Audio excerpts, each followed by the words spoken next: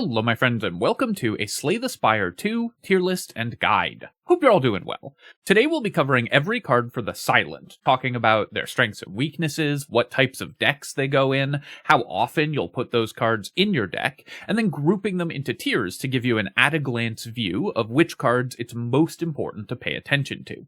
Now, as with any tier list, and especially for Slay the Spire, the game is not as simple as just taking cards from the high tiers and not taking cards from the low tiers. Every decision you make is going to be contextual, but this is going to be a great jumping off point to help you understand how to think about card selection, and should give you a much stronger understanding of how to build your decks when you're playing through the game. The game's been out for a couple months at this point, and the Silent, I think, is overall the strongest character for Ascension 10, or the most consistent to be able to win with. So, understanding how to choose cards and construct decks for this character should give you the strongest baseline for getting consistent A10 wins. Now, before I begin, I do want to take a quick moment to say thank you so much to Tarantula for the $10 donation, Keely Damortoy for the $5, Slaminjamin Otter for the $25, and Heresy Incoming and WMH72 for becoming channel members. Thank you so much, my friends. I really appreciate the support. It really means so much to me. Alright, let's talk the card pool for the Silent. How I'm going to be rating these cards is very simple. How often should you put this card in your deck when given the opportunity? Cards that you should almost always take will show up in the higher tiers, and cards that will rarely improve your deck when you select them will go in the lower tiers. In other words, on average, how much does this card help you win? In S tier, I'm placing cards that almost always get taken, and you're usually happy to have as many copies as the game will give you.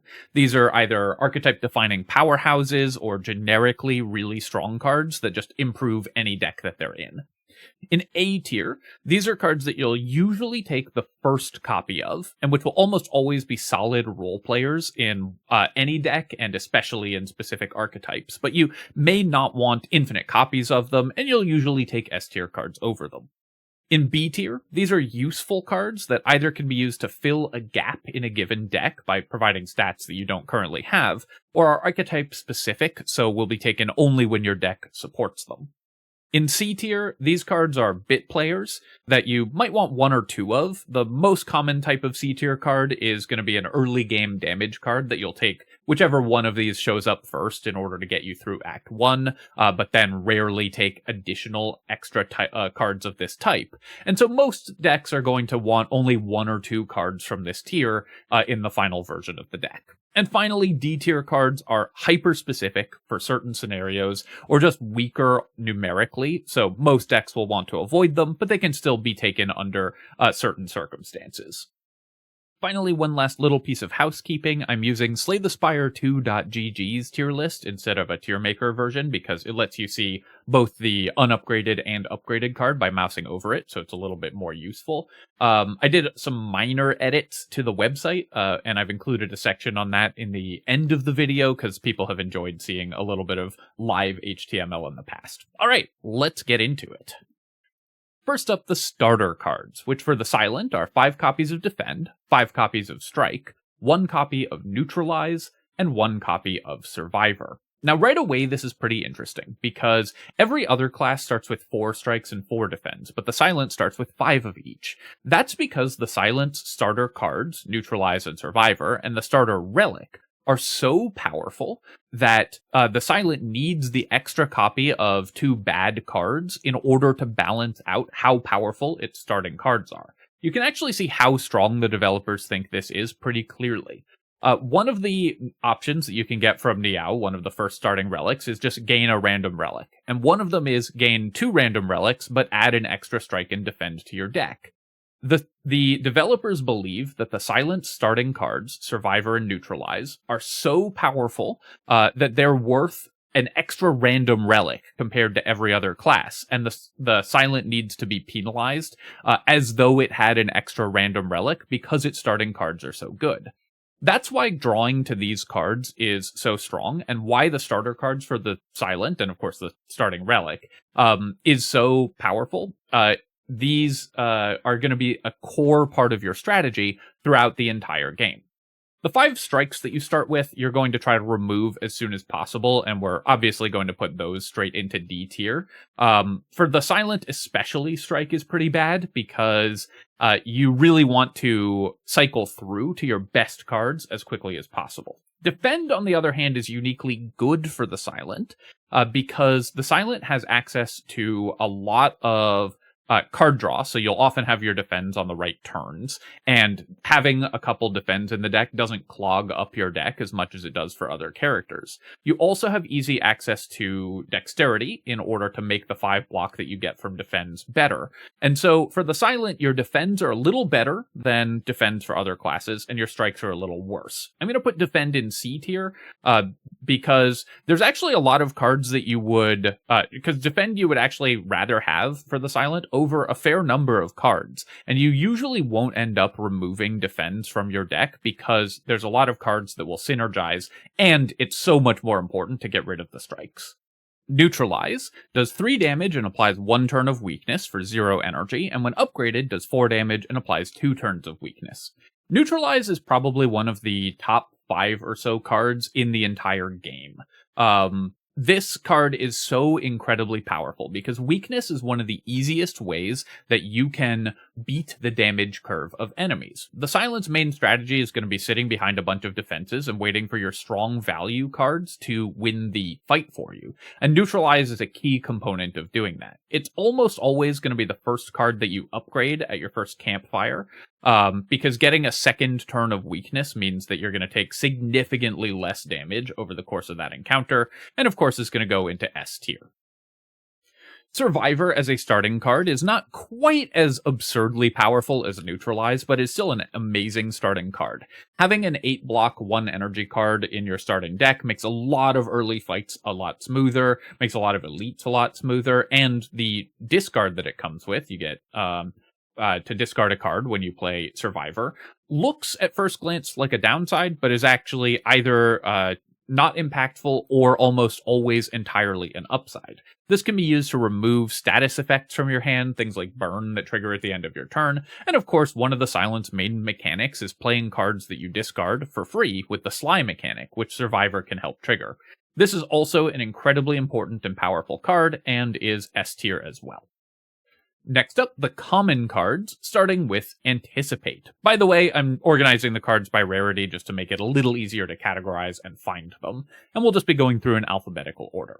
Anticipate is a 0-cost skill that gives you 2 dexterity this turn, increasing all values of block cards that you play by 2, or when upgraded, gives you 3 dexterity this turn. This is pretty solid because it costs 0, and 0-cost cards are generally quite good for the silent. This character has a lot of card draw, but not a lot of energy generation available to it, so often the struggle when playing the silent is being able to play all of the wealth of cards that you have in your hand, and 0-cost cards, of course, can help with that. The downside of Anticipate is that you might draw it on turns where you're not intending to block, where the dexterity is useless, or where you only have 1 or 2 other blocking cards in your hand, and when it's a fairly inefficient card to play.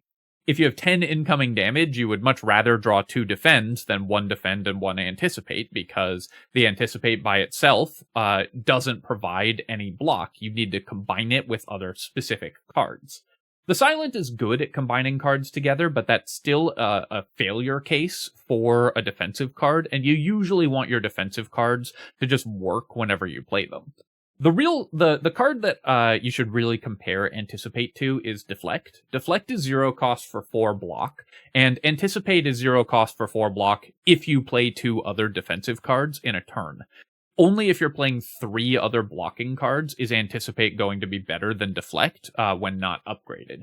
So typically, unless you really need 0-cost cards, you have a lot of card draw and a lot of blocking cards in your deck, are going to be playing multiple blocks every turn, you're going to prefer just a normal blocking card, something like Blur or Dodge and Roll or something like that, or just a Deflect over Anticipate.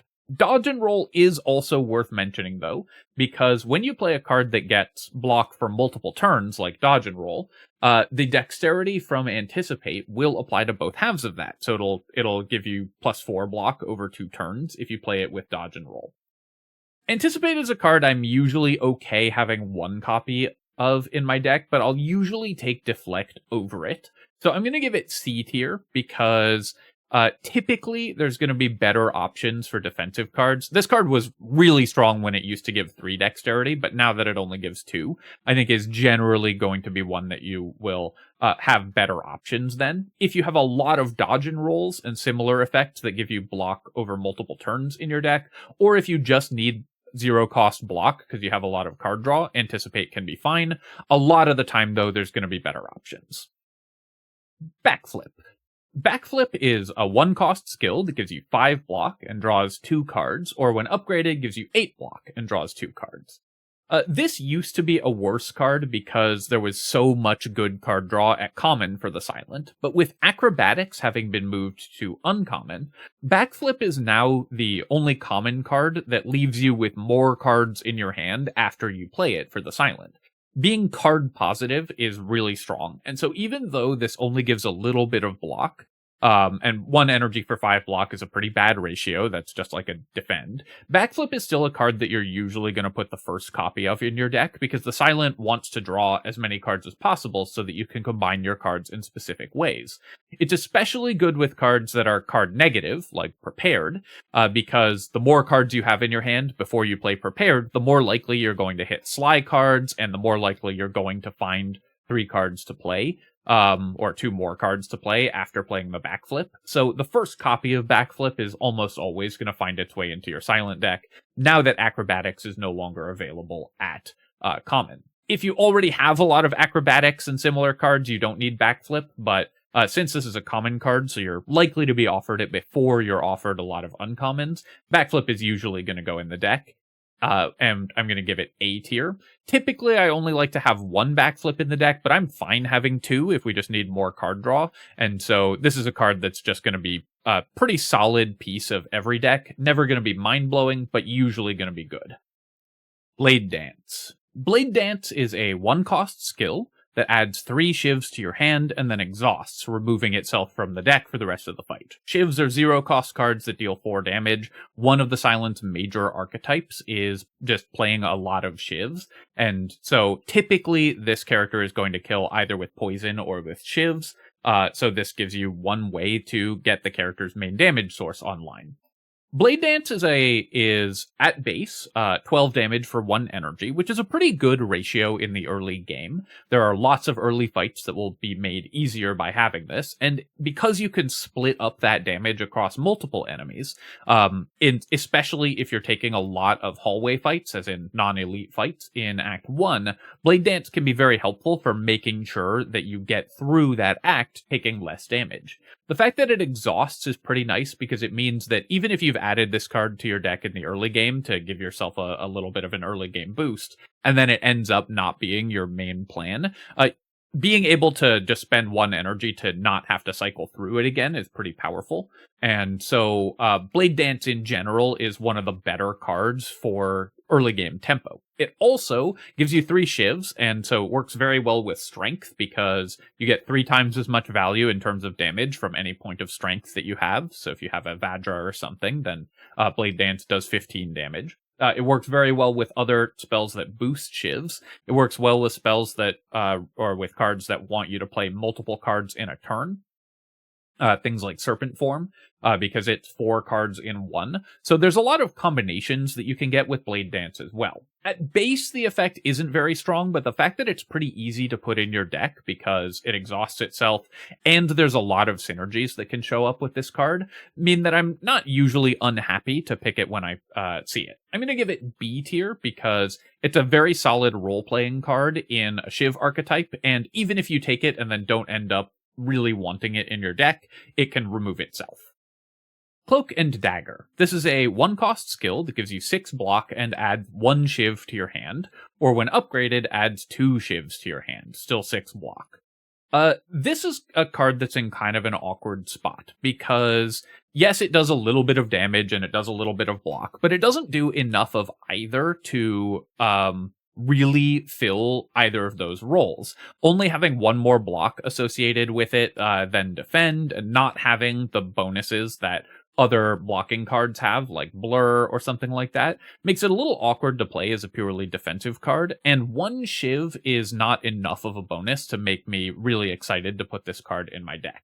In a dedicated Shiv deck, you still don't even want a ton of copies. If you get this card upgraded, where it does 8 damage and you're playing a Shiv deck, then you might be more interested in Cloak and Dagger, but as is, the numbers on it are just a little bit too small. 1 energy for 10 total stats, 6 block and 4 damage, is just not that exciting.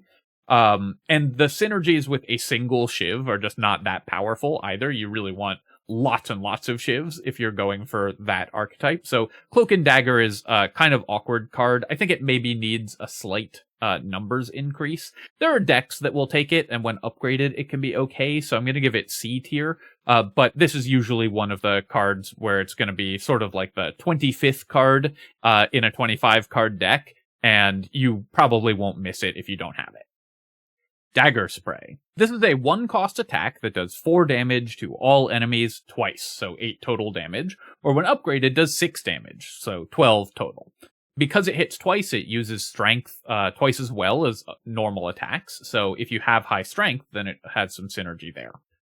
And because it hits every enemy in fights where you need to hit a lot of enemies, Dagger Spray can be pretty solid. AoE damage is one of the things that the Silent can struggle with, and AoE damage is very important in Slay the Spire 2. There's a lot of fights, like the Phantasmal Gardeners, for example, where having AoE is pretty important. Now, against the Gardeners, it's actually worse because they will block the second half of the damage, but there are plenty of AoE fights where Dagger Spray is going to be somewhat helpful. That being said, a lot of the time, it's just going to be 1 energy for 8 damage, and against elites and bosses, the most dangerous enemies in the game, it's just going to be 1 energy for 8 damage, which is one of the worst damage ratios to energy costs available. And so this is going to be purely an early game card to give you some AoE damage in Act 1 in order to get through Act 1 while taking less damage, and not really one of the higher picks, in my opinion, in terms of the just get through Act 1 tempo cards, what I'm going to call strike pluses, as in they do a little bit more damage than a strike and usually have a bonus effect, in this case being AoE. So as a strike plus card, Dagger Spray is fine, and if you see it on like the first floor, you'll probably take it. If you see it anytime later in the run, you probably won't. C tier. Dagger Throw. Dagger Throw is a 1-cost attack that does 9 damage, and then you draw a card and then discard a card. This is the first sort of discard outlet other than Survivor that we've talked about for this character, and being able to discard cards on the Silent is quite good. In Slay the Spire 2, the Silent has the Sly mechanic, which lets you, when you discard that card, play it instead. So a card like Abrasive, which costs 3 energy, you can play for free after playing a card like Dagger Throw if you have it in your hand. Having a 1-cost 9 damage attack is okay. It's not a great ratio. It's the same as an upgraded strike, but it will increase the damage density of your deck in the early game. So if you get this card right away, then it can be fine, just to increase the damage density of your deck and make Act 1 a little easier. And unlike a lot of early game tempo cards, like for example Dagger Spray, Dagger Throw will maintain its relevance into the late game as a kind of emergency discard outlet to be able to trigger Sly. Being able to play Untouchables, being able to play Abrasives, being able to play Hazes and stuff like that off of this card, make it pretty good, even on into the end game. And that's something that almost every Silent deck is going to be interested in. So when you see this card early, or if you are in the mid or end game and have no card draw and discard, then Dagger Throw can be pretty good early game, and it can be a role player in order to fill a hole in the deck in the late game. I'm going to give it B tier because it's a card that maintains its relevance throughout the game while giving you a solid, if not spectacular, tempo bonus early on. Deadly Poison. Deadly Poison is a 1-cost skill that applies 5 poison, or when upgraded, applies 7 poison. Poison is the Silent's unique damage mechanic. A poisoned enemy takes as much damage as they have poison at the start of their turn, and then poison decreases by 1. So if you play Deadly Poison on an enemy, they're going to take 5, and then 4, 3, 2, 1 damage on each of their next few turns. That means that Deadly Poison, if the fight lasts 5 more turns after you play it, is 1 cost for 15 damage, just at its baseline. Obviously, a lot of fights are not going to go 5 more turns after you play this card, but plenty will, and so a lot of the time Deadly Poison is going to be an extremely energy-efficient damage card. And because it applies its damage over longer fights, it's going to let you play blocking cards on the turns where enemies are attacking and still continue to progress the state of the combat. However, there's something that you have to understand about the math for poison, which is that it stacks extremely well with other sources of poison. Deadly Poison at base is 15 damage over 5 turns, but if you redraw Deadly Poison and play it again, or if you have any other poison card, the damage that Deadly Poison does is going to increase significantly. Let's say you play Deadly Poison and the enemy takes 5 damage. Then next turn they've got 4 poison, but you play another poison card. While the poison damage is still decreasing by 1, it's only decreasing by 1 total, no matter how many poison cards you played. So playing another poison card kind of locks in the amount of damage from the previous one at whatever's remaining. So you play Deadly Poison, they're taking 5 damage a turn. Next turn, you play another Deadly Poison. That one's going to be ticking down by 1, but the first one is now just doing 4 damage per turn, every turn for the rest of the fight. Having multiple poison cards makes them extremely efficient and lets you stack up huge amounts of damage on enemies, letting you win the fights very easily. Poison is also a very clean way to win fights because it doesn't involve attacking, so it goes through block. It doesn't hit enemies like the Hive enemy that puts dazes in your deck when you attack it. So there's a lot of interactions with enemies that Poison basically gets to ignore. And that makes Deadly Poison an incredibly powerful tool for getting through early and mid-game boss fights, or Poison in general, an incredibly powerful tool for getting through early and mid-game boss fights. So, we've established that Poison as a mechanic is good. The question is Deadly Poison as a card good? 1 energy for 5 poison, is that a good ratio? And the answer is resoundingly yes, it is. Deadly Poison is one of the easiest ways to have a deck be consistent against Act 1 elites, one of the easiest ways to have a deck be consistent against the Act 1 boss. It will fall off later, but it's still not going to be an embarrassing card to have in your deck if you're doing anything with Poison later on. And Poison is generally the more reliable way to win with the silent. So you're very likely, if you see a Deadly Poison, to have it be an important and relevant skill to have in your deck throughout the entire game. It also upgrades really well. As I mentioned, Poison can lock in the higher damage by playing additional poison cards. So increasing the amount of poison that you're adding, even by very small amounts, increases the total amount of damage that you get from poison significantly. I'm going to give Deadly Poison A tier. You usually won't want more than 1 of these, but almost every silent deck, unless you're hard into shivs already, is going to want the first copy because it makes your Act 1 and a lot of your Act 2 significantly easier. Deflect. Deflect is a 0-cost skill for 4 block, or when upgraded, 0 cost for 7 block. I already talked a little bit about Deflect when we talked about Anticipate. These cards fill very similar roles in that when you've drawn a bunch of cards, energy becomes the limiting factor, and the Silent will often have drawn a bunch of cards. So having a 0-cost card that can do something relevant, even if it's a small bonus, like additional block, can be pretty helpful.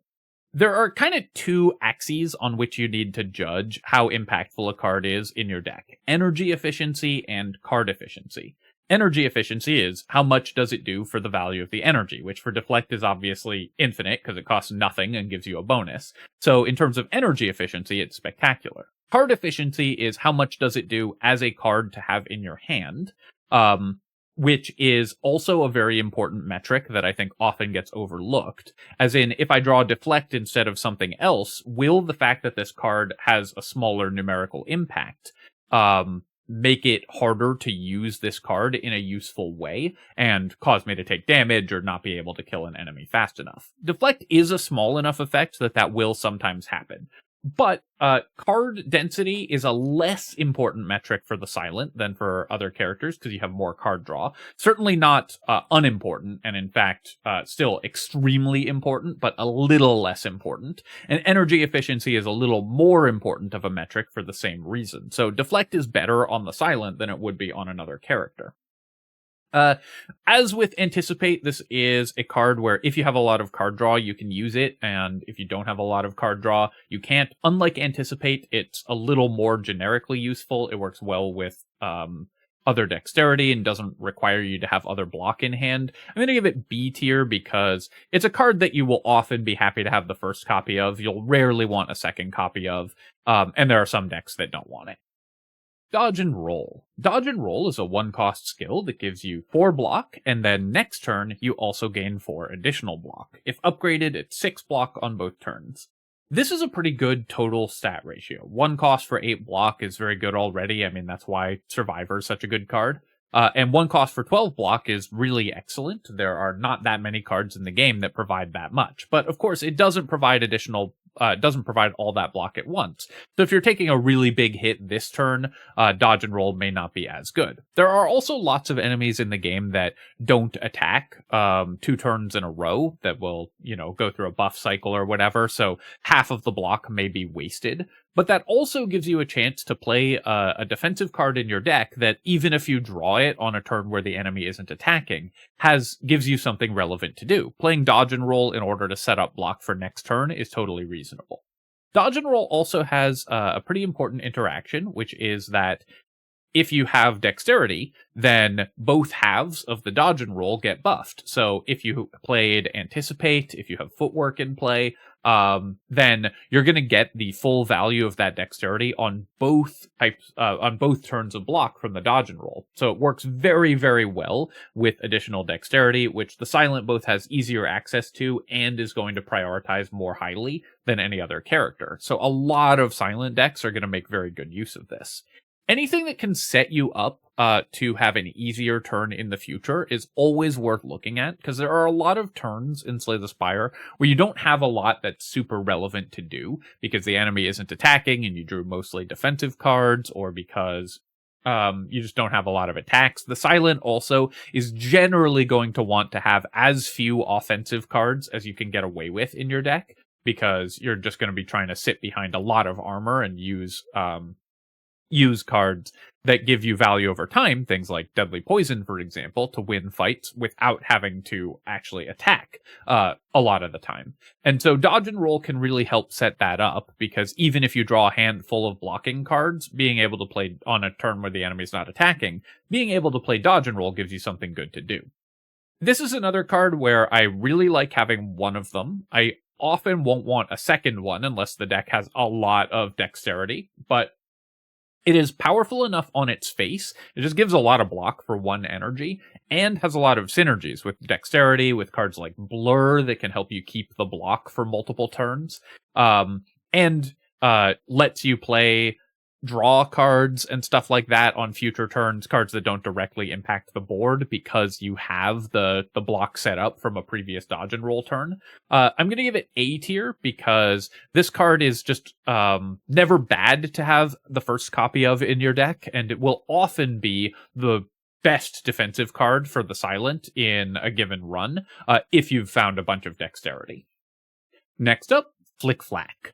So Flick-Flack is our first Sly card, and Sly is a mechanic where when you discard the card, you get to play it for free.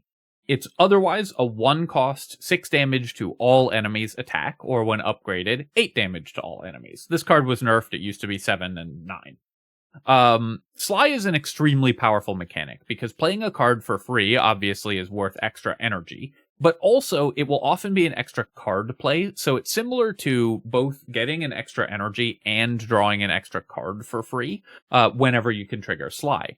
Flick-Flack also is not great, but not completely embarrassing if you have to play it for full price. It's only 2 less damage than Dagger Spray, which is obviously a significant decrease in damage. But the fact that it has a pretty powerful upside, just getting free plays off of things like Prepared, off of Dagger Throw, is definitely real. AoE damage still important to the Silent, so Flick-Flack is still a a useful way to do that, even if the damage numbers are very low. Now, it has a similar problem to Deflect in that the card density of this card is very weak. 6 damage to all enemies for 1 card in your deck is not a great ratio. So even though it costs 0 a lot of the time, and even in the failure case, it only costs 1, having this card in your deck makes it harder to draw your good cards because it's just not very impactful on its own.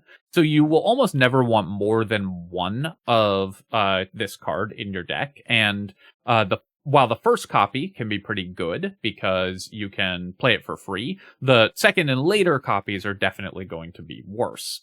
I think it just barely scrapes into B tier because you do really need AoE damage. Sly is a very powerful mechanic. You're certainly going to put most discarding effects into your deck. It works with your starting Survivor, and then you will pick up things like Dagger Throw, things like Prepared, things like Acrobatics that can make it pretty powerful. It works with Strength as well because it's AoE damage. The downside of this card is that you can draw it in a bad spot, and then you've just added an extra strike to your deck. But the upside is definitely real enough that you'll usually put 1 copy. I think that this is a low B tier, but does deserve B tier. Follow Through. So this is the card that was reworked. It used to be AoE damage and situational weakness application, which was really good because AoE weakness was pretty powerful. But it was moved from uncommon to common, and now is a 1-cost attack that does 7 damage, and if you have 5 or more cards in your hand, then it hits an additional time. That means that it can be 1 cost for 14 damage, which is obviously a pretty good ratio, or even more if you have strength. Or can be 1 cost for 7 damage, which is a pretty terrible ratio if you don't draw it when you have 6 or more cards in hand. If you get this early game and draw it in your opening hand, then it's pretty good, but it also introduces a pretty bad fail case to the deck where if you don't have a lot of card draw to consistently trigger the bonus attack, then you're just drawing a really, really bad strike and have wasted a card reward and a card slot in your deck on adding follow through to your deck. There are some decks that can make use of this, but the problem is in the early game when you want this type of sort of small ball effect where it's like 1 cost for 14 damage or 1 card for 14 damage, even though it's an efficient ratio, is just not what you want to spend a whole card on later in the game. So early in the game, when that type of effect is good, you're not going to be reliable at triggering it, and later in the game, that type of effect might be more reliable, but isn't good anymore. I just don't think that this is a card that really has a home. In the very, very early game, maybe if you've gotten like multiple card removals, if you got the Precarious Shears as your first card, then follow through can be somewhat reliable, but most of the time this card I think is just going to be too dangerous to put in your deck, because drawing it when you can't trigger it is so bad. D tier for follow through. Leading Strike. Leading Strike is a 1-cost attack that does 3 damage, and then adds 2 shivs to your hand, which will then be able to be played for 4 damage each. When upgraded, it does 6 base damage, still adds 2 shivs to your hand. This is very similar to Blade Dance, which adds 3 shivs to your hand. It's a little bit less damage, but doesn't exhaust. And I think that both doing less damage and not exhausting on Leading Strike are downsides, because later in the run, unless you're heavily, heavily into the Shiv deck, having this card stay in your deck is going to be worse than being able to exhaust it. There are some Shiv decks that can make use of this, and if you have a lot of strength, then this can be an okay card, because it does, 3 damage instances, so it's going to benefit from strength 3 times. But Blade Dance is just a better version of this effect for most decks. It's a purely early game card. It's just another Strike Plus that is for tempo in Act 1, because it's 1 cost for 11 damage, which is fine, but it's one of the worst versions of that effect. I'm still going to give it C tier, because you can use it in some Shiv decks, but most of the time, this just isn't a very strong card. Next up, Piercing Wail. Piercing Wail, I think, is a really interesting card that has a lot of people have really strong opinions about this card. It is a 1-cost skill that causes all enemies to lose 6 strength this turn, reducing all damage that they do by 6, and then exhausts. If you upgrade it, they lose 8 strength this turn. This means a few things. The first is that enemies that multi-attack are going to lose way more than 6 damage, because if they're attacking, say, 3 times for 7 damage, and you reduce that and you reduce their strength by 6, that turns 21 incoming damage into 1 incoming damage. The other thing is that against enemies, in encounters with multiple enemies, if they're all attacking in the same turn, Piercing Wail reduces all of their strength. So this can often be a huge amount of damage reduction if played on the correct turn. The worst case scenario for Piercing Wail, it's just a defend that exhausts, or a slightly better defend. If an enemy is just making 1 attack and there's only 1 enemy, then it's still 6 block. So even the fail case isn't a disaster, though obviously a card that's just 6 block with no other major bonuses wouldn't be something that you would be thrilled to have in your deck, but the upsides of this card are significant. Another important interaction for Piercing Wail is that it doesn't work that well with weakness, which is one of the Silent's most important and most reliable mechanics, because you have Neutralize available. Because strength loss applies before weakness applies, so you won't get the full 6 damage reduction to the end incoming damage on a weak enemy. It will often be a little bit less than 6 damage reduction. All of that said, Piercing Wail is really, really good when enemies are multi-attacking, and there's a lot of encounters in which it's incredible. But I think that this card is nonetheless slightly overrated, because it was one of the very best cards in the game in Slay the Spire 1, and in Slay the Spire 2 is a little bit worse. Not because the card itself has gotten worse, but because the context it exists in is a little bit different. The Silent has a few more options for defensive cards in STS2, because of the existence of Sly cards, so you can play things like Untouchable, and because you have a few more things like Shadow Meld and things like the Sly card that gives you extra dexterity that will increase your discard, or increase your defense, excuse me, which makes Piercing Wail a little bit less attractive because it's competing for those spots a little bit more.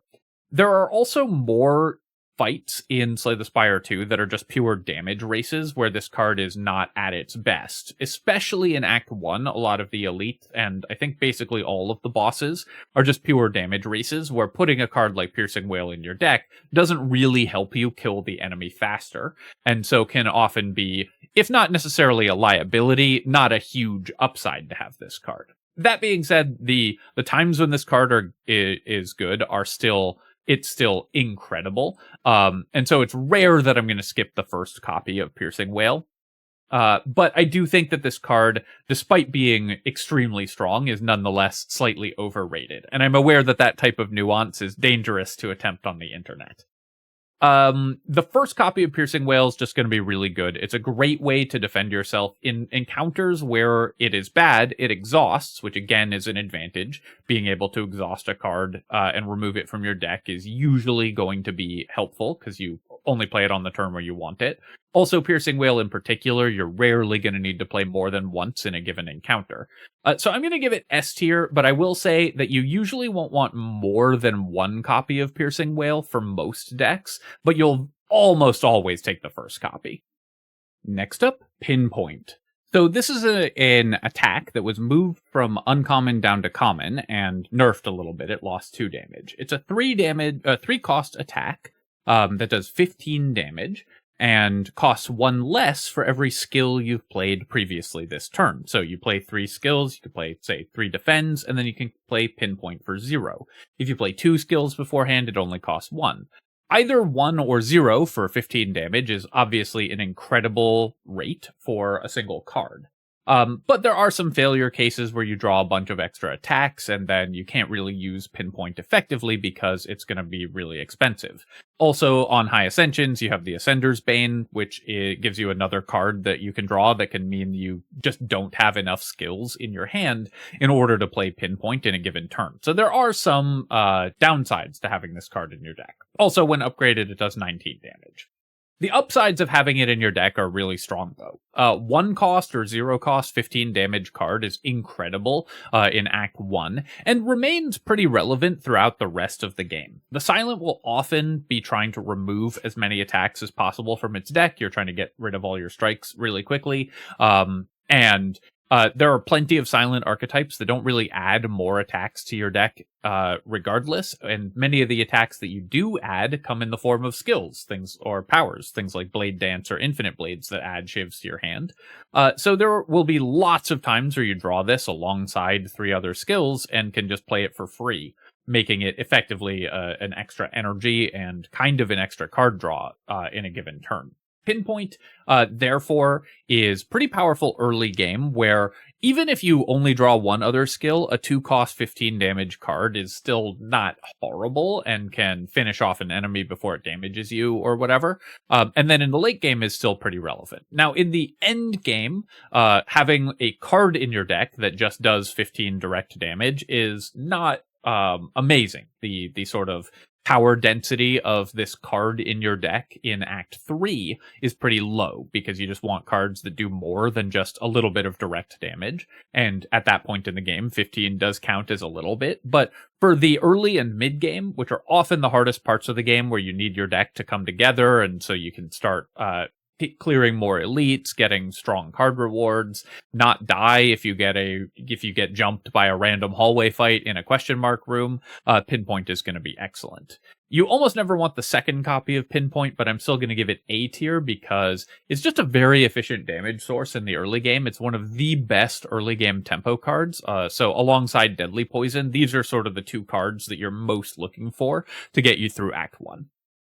Poison Stab. Poison Stab is a 1-cost 6 damage attack that also applies 3 poison, which the sort of basic interpretation makes it 1 cost for 12 damage, but just like Deadly Poison, it can be more than that when combined with other poison cards. A 1-cost 12 damage attack in Act 1 is totally fine. That is a good ratio for a strike plus, and even on the turn where you play it, it's 9 damage. So it's like having just an upgraded strike that has a bonus effect as well. So this is a totally fine tempo card for the early game, and I think one of the better tempo cards, because since it applies poison, it works well with other poison cards, which you're often going to be interested in adding for the Silent. I think this is a quintessential B tier card. It's good in Act 1 and not embarrassing to have later in the game, so it's almost always going to be fine, if not incredible, to add to your deck. Prepared.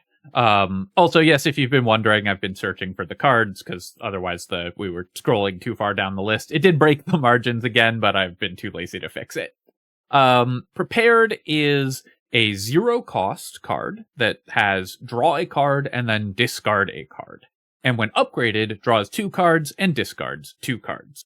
At base, Prepared is okay when not upgraded. Drawing a card and discarding a card looks like it's going to help you cycle through your deck faster, but doesn't actually, because if you just didn't have Prepared in your deck, you'd just be drawing whatever card is on top of your deck instead of the Prepared. So cycling Prepared to see another card is not going to dig you deeper in your deck. But when upgraded, it does, because you draw the Prepared and then you dig 2 cards deep, so you see 1 card that you wouldn't have seen without Prepared in your deck.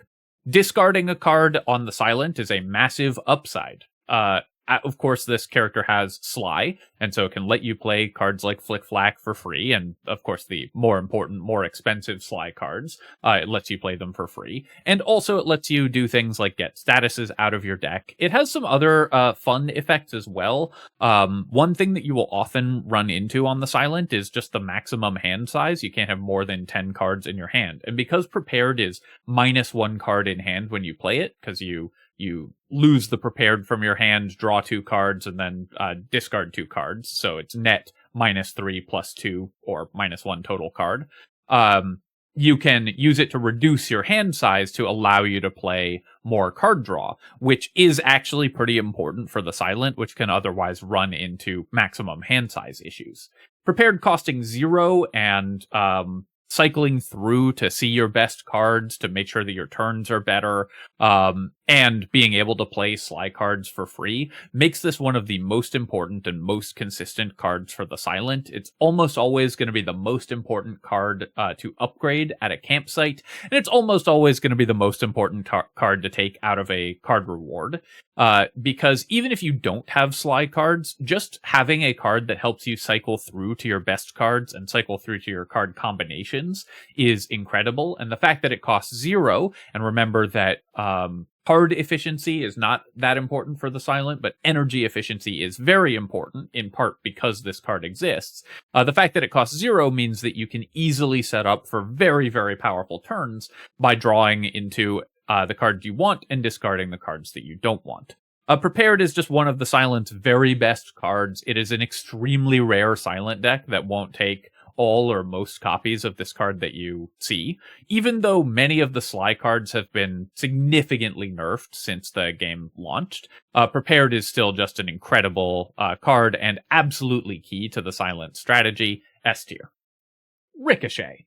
Ricochet is a 2-cost attack with Sly, so when discarded you play it for free, and it does 3 damage to a random enemy 4 times for a total of 12 damage. But because it hits 4 times, if you have any strength, then you get plus 4 damage for each point of strength. When upgraded, it hits 5 times, so 15 total damage, and again, benefits even further from strength and effects that increase your damage output.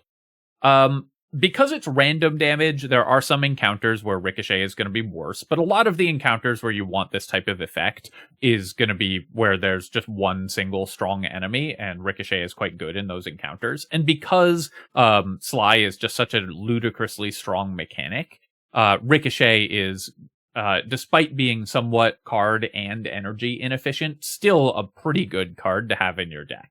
You won't want too large a density of Flick-Flacks and Ricochets, and you usually won't want more than like 2 of this type of card, because while they can be played for free, they're often not the best draw, and so if you don't have a lot of card draw, then you can gunk up your deck.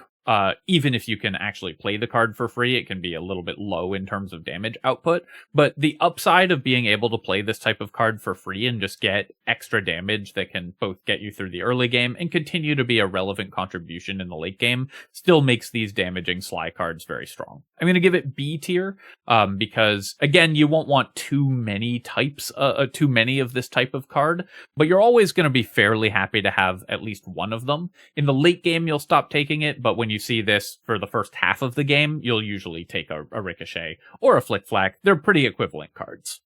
Next up, Slice. Slice is a 0-cost attack that does 6 damage, or when upgraded does 9 damage. So it's basically a strike that doesn't cost energy. And so can give you a little bit of extra damage on a turn where you're playing 3 other cards. This is good because it's energy efficient, similar to Deflect, but the problem with Slice is that it's such a marginal effect, and putting an entire card in your deck for just 6 extra damage is really bad even in the early game.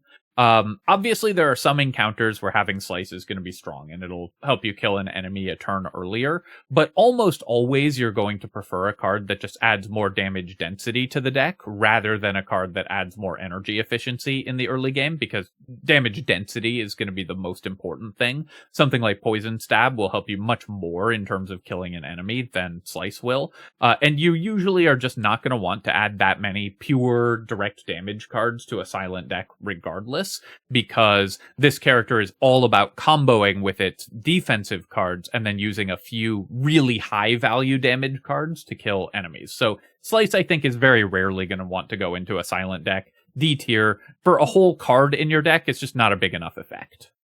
Next up, Snakebite. So Snakebite's a funny card because this has been discussed often as like the worst card in the game. And I'm here to tell you that that is not true.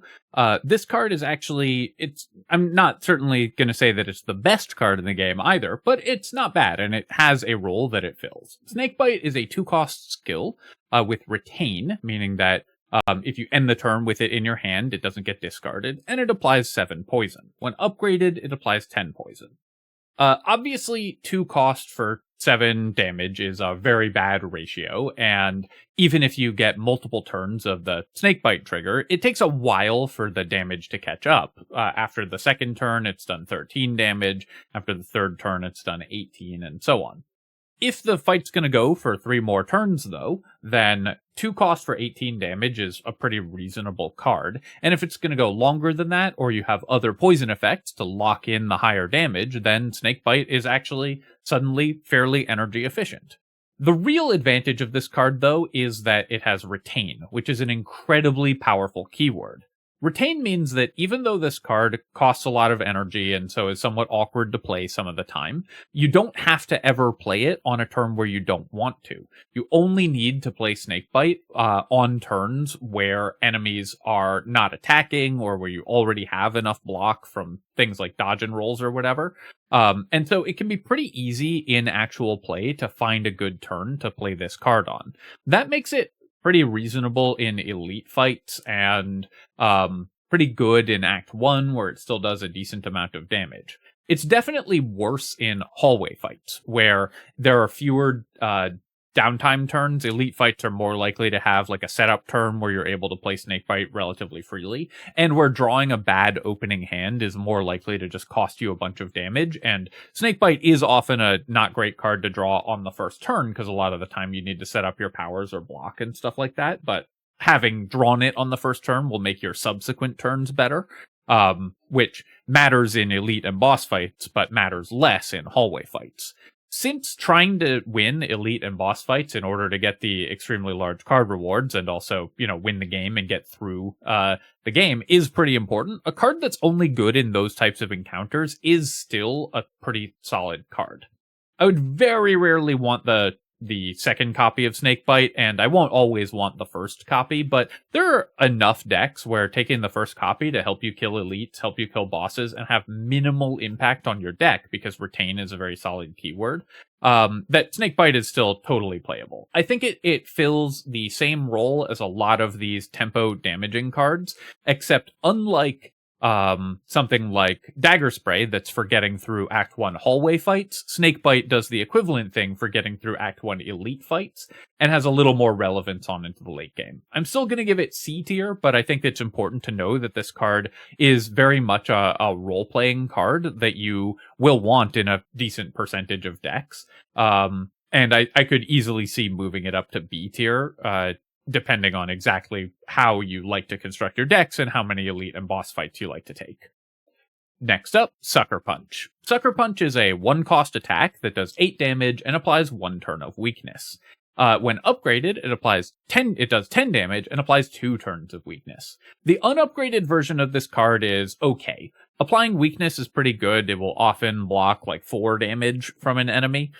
So you can think of this as kind of 1 cost for 12-ish stats, where you're preventing 4-ish damage from the enemy while doing 8 damage yourself, and then you can play it in combination with some blocking cards in order to have a pretty solid turn.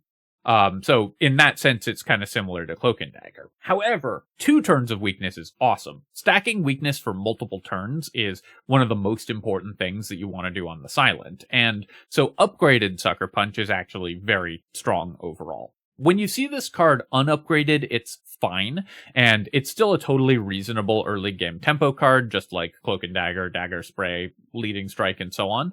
This type of card that's just a better strike for the early game. But when upgraded, so if you find it upgraded, or you're going to easily be able to upgrade it at a campsite without giving up a more important upgrade, then Sucker Punch gets pretty good. I'm still going to give it C tier because it is a card that most of the time you take it is going to be just an early game tempo card, and it's upgrade hungry, which the Silent already has a lot of really high priority upgrades, cards like Neutralize, cards like Prepared, and so on, Deadly Poison, etc., and then obviously higher rarity cards. So it's upgrade hungry in a class that already has trouble with that. But when upgraded, Sucker Punch is a much higher pick. When not upgraded, it's kind of a C tier card.